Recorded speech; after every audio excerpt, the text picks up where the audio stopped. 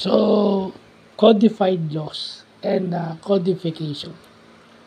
Kasi meron dun sa Senate at saka sa House of Representatives, merong Committee on Constitutional Amendments and Codified Laws.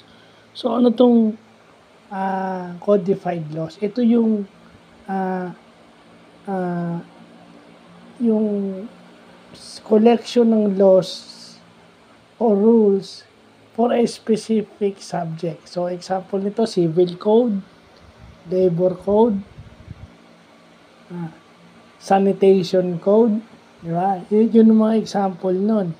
At yung process ng paggawa sa kanila o yung pag-arrange sa kanila, ang tawag doon is codification. Yeah.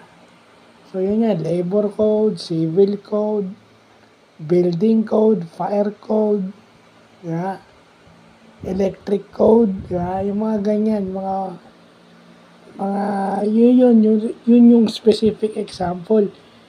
For common people, yun ang alam, labor code, civil code, sanitation code, yan. Pero for lawyers, di ba? For lawyers, ang tawag nila dito is codified laws. At yung process ng paggawa at pag-arrange sa kanila, ang tawag doon codification.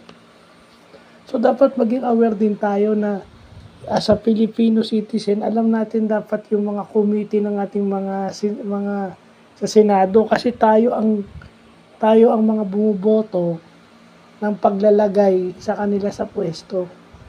Hindi lang tayo basta pumipili ng tao, kundi alam natin kung karapat-dapat ba sila o may idea ba tayo na nasa tamang posisyon ba sila o nasa tamang committee ba sila sa Senado o sa Kongreso para pamunuan nila.